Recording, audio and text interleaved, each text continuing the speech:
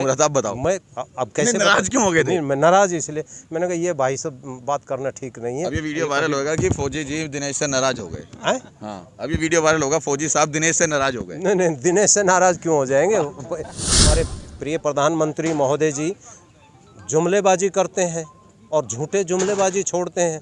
हमारे को ये 1 रैंक 1 पेंशन का जो हिसाब किताब देने के लिए बात तो कराओ, कम से कम एक बार बात तो करने का मौका देना चाहिए था।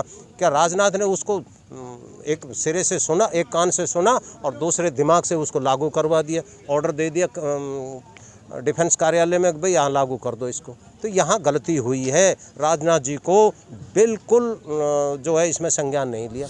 बंधुआ मजदूर बना करके नहीं रखना चाहिए। बंधुआ मजदूर की तरह से बना करके रखेंगे, सैनिकों का मान सम्मान होता है, उसको ठेस पहुँच के रखा। हम अपने हक की लड़ाई लड़ते थे और हमें भीख की तरह मांगना पड़ता था, भाई हमें हक दो, हमें ये चाहिए, और वो तब टुकड़ा डालते थे। वही काम नरेंद्र मोदी जी ने किया है। जो भी बताएंगे। अच्छा, आप इसमें मत चलो रखो नपी तुली, फिर मैं पूछ लूँ। इसको अलग कर दो भाई। अच्छा नपी तुली पूछ लूँ अब मैं। इतनी काट दो, नपी तुली पूछ लूँ। स्टॉप कर दो। ये रुकवा क्यों रहे? हमने कोई गलत बात थोड़ी कर ली। अच्छा पहले एक बात बताओ, कड़वी बात पूछूंगा, मेरे से नाराज क्यों हुए थे एकदम? मैं इसलिए हो रहा है, मैंने कहा यार आप 2 बाइट ले ली और दोनों बाइटों में आपने मेरी तरफ बिल्कुल भी कुछ भी वो संज्ञान में कोई बात नहीं आई। आपके दिमाग में, मेरे दिमाग में क्या क्या घूम रहा था पता नहीं। क्या घूम रहा था आप बताओ। मैं अब कैसे नाराज क्यों हो गए थे? मैं नाराज इसलिए मैंने कहा ये भाई सब बात करना ठीक नहीं है। अब ये वीडियो वायरल होगा कि फौजी जी दिनेश से नाराज हो गए। हाँ, अब ये वीडियो वायरल होगा फौजी साहब दिनेश से नाराज हो गए। नहीं, दिनेश से नाराज क्यों हो जाएंगे। नाराज तो किसी और मकसद से है ना। क्या मकसद था जो नाराज हुए थे? हमारी जो विचारधारा आपने सुननी पसंद ही नहीं की। मैंने कब मना किया आपकी बात सुनने के लिए? आपको जो है ना, चलो खैर कोई बात नहीं, अभी पूछो जो पूछना है। हम आप बताओ क्या बताना चाहते हैं आप? नपी तुली ही बात बताएंगे, जो भी बताएंगे। अच्छा, आप इसमें मत चलो रखो नपी तुली, फिर मैं पूछ लूँ। इसको अलग कर दो भाई। अच्छा नपी तुली पूछ लूँ अब मैं। इतनी काट दो, नपी तुली पूछ लूँ। स्टॉप कर दो। ये रुकवा क्यों रहे? हमने कोई गलत बात थोड़ी कर ली। नपी तुली बात पूछ लूँ। ना, नपी तुली पूछ लो। अच्छा ये बताओ फिर क्या नाम है, अब आप लोग यहाँ पे फिर इकट्ठे हो गए हो। आज 17 सितंबर है, इसी रेवाड़ी के मैदान में फिर इकट्ठे हो गए हो जी। लगता है अब सरकार आप लोगों को आपका हक देगी? हक तो देना पड़ेगा और देगी सरकार, लेकिन सरकार में जो लोग बैठे हैं वो उसमें जो लोगों की जो सोच थी, उस सोच के अनुसार जो से भारतीय जनता पार्टी को लेकर आए थे, उतना सक्षम नहीं है उस कार्य को पूरा करने में। क्यों नहीं है? क्योंकि इसके अंदर कांग्रेस के जो गुर्गे थे वो इसमें शामिल हो गए। वो इनका कहीं ना कहीं तिनका फिट कर देते हैं और इसी कारण से ये 1 रैंक 1 पेंशन में विसंगतियां छोड़ दी गई। नहीं तो ये काम मोदी जी बड़े आराम से कर देते। अब राजनाथ जी से भी हमारा डेलीगेशन गया था दिल्ली मिलने के लिए, तो वहाँ बताया उसने, भाई देखो जैसे उसको ब्रीफ किया वैसे उसको लागू कर दिया।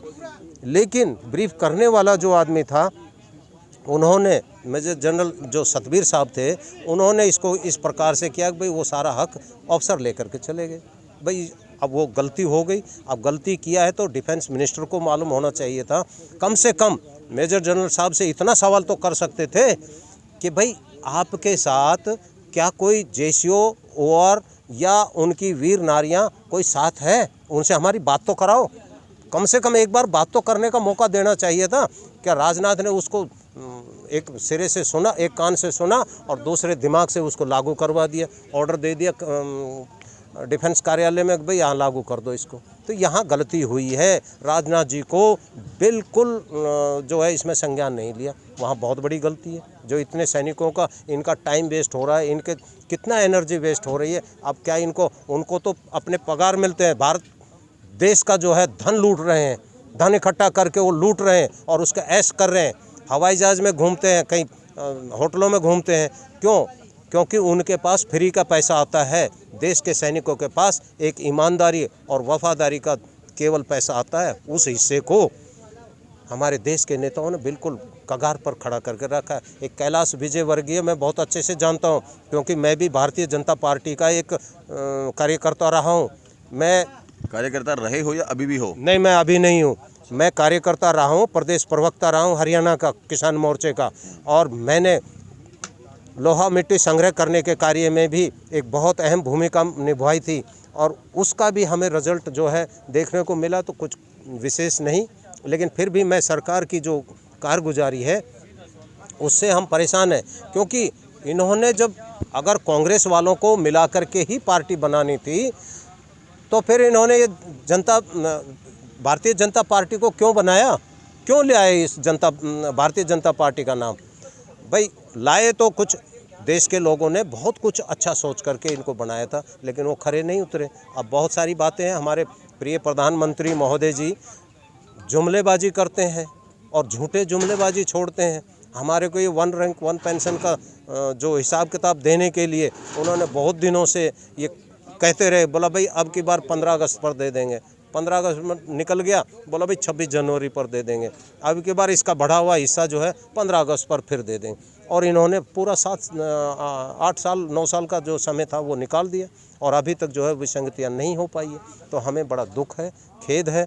अगर इस रैली के बाद भी अगर हमारे प्रधानमंत्री महोदय अगर संज्ञान में नहीं लेते हैं तो हो सकता है अब ये देश के सैनिक हैं, ये अशिक्षित नहीं है कि इनको जैसे पहले सेना में चलता था तो ऑर्डर कर दिया तो वो ऑर्डर ही चलेगा। नहीं, अब शिक्षित सैनिक है, हर चीज़ को बारीकी से सोच करके समझ करके और तब उसका फैसला लेते हैं। अब ये ब्रिटिश कानून वाला जो रूल है उसको समाप्त करना चाहिए। भारतीय जो आचार संहिता है उसके अनुसार कानून बनाने चाहिए और सेना में भी उसी प्रकार का रवैया अपनाना चाहिए। एक बार बंधुआ मजदूर बना करके नहीं रखना चाहिए। बंधुआ मजदूर की तरह से बना करके रखेंगे, सैनिकों का मान सम्मान होता है, उसको ठेस पहुंचती है। क्या अपने बच्चों को इतनी विसंगति होने के बाद ये कड़वा सवाल पूछ रहा हूँ, अपने बच्चों को भेजना चाहोगे भारतीय सेना में? भारतीय सेना में तो हमारे बच्चे तो हैं, हमारे बच्चे, मेरा पोता है अभी। आगे की पीढ़ी को क्या मैसेज दोगे? आप चाहोगे कि कोई आगे की पीढ़ी की मैसेज जो है, क्योंकि हम किसान मजदूर के बेटे हैं और किसान मजदूर का बेटा एक सेना के अलावा और दूसरा कोई रोज़गार भी नहीं समझता है, क्योंकि सेना को समझता है उसमें हमारी आन बान और शान भी बनती है और हम राष्ट्र की सेवा भी करते हैं और हमें आर्थिक लाभ भी होता है। हमारी घर की जो है उसका जो है अनुशासनबद्ध तरीके से हमारा घर का गुजारा होता है और सही रहता है। इसलिए हम देश की रक्षा के लिए, हम सेना में भेजने के लिए हमेशा तैयार रहेंगे। हम कभी उससे मुख नहीं मोड़ेंगे। आप तो नाराज नहीं हो ना? नहीं, सुनो मेरी बात। मेरे पिताजी Indian royal Dogra Norfolk regiment में थे, 63-85 उनके नंबर थे और 1925 में रिटायर हुए थे। हम 3 भाई हैं, तीनों के तीनों सेना में रह कर आए हैं, तीनों सैनिक हैं। और उसके बाद मेरे 4 बेटे हैं जिनमें से 3 सैनिक हैं और 3 सैनिक में जो बड़ा पुत्र है उसका जो पुत्र है वो सिग्नल रेजिमेंट के अंदर अभी ऑन सर्विस है। मेरा इतना जो हम तो, मेरे पिताजी तो बल्कि नेताजी सुभाष चंद्र बोस की सेना में भी रहे हैं, उनका भी साथ। और मैं ये इतना ज़रूर कहना चाहता हूँ, हमारे देश का जो है ये जो राज व्यवस्था है ये बहुत अच्छी हो जाती। जब 1942 में जो क्विट इंडिया एक्ट जो लागू हुआ था, उस समय जो अंग्रेज़ यहाँ से मतलब ये विश्व युद्ध हो रहा था, तो उस समय सुभाष चंद्र बोस जी ने अपनी सरकार बना ली थी और 6 से अधिक देशों ने उसको मान्यता भी दे दी थी। अगर उस समय सरकार बन जाती और उस समय देश के लोग, ये देश के जो गद्दार नेता अगर उसका साथ दे देते तो हमें अंग्रेज़ों के सामने घुटने नहीं टेकने होते। आज हम भीख का कटोरा लेकर के इनके सामने, जैसे अंग्रेज़ों ने हमें गुलाम बना करके रखा, हम अपने हक़ की लड़ाई लड़ते थे और हमें भीख की तरह मांगना पड़ता था, भाई हमें हक़ दो, हमें ये चाहिए। और वो तब टुकड़ा डालते थे।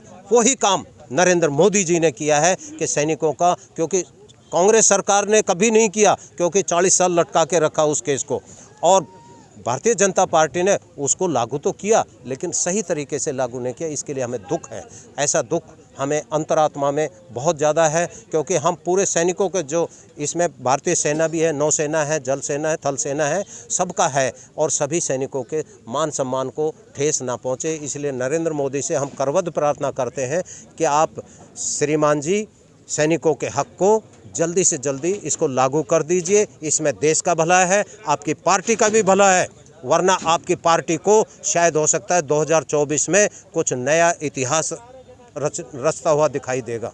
मैं इतनी बात दावे के साथ कह रहा हूं, क्योंकि आज जो इस रैली में जितने भी आए हैं भारत के नागरिक, वो बात सब तक पहुंची है और उनके कानों में पहुंची है और वो बात जगह जगह पर प्रचारित और प्रसारित होगी और आपको इसका कड़ा जवाब मिल सकता है। वंदे मातरम।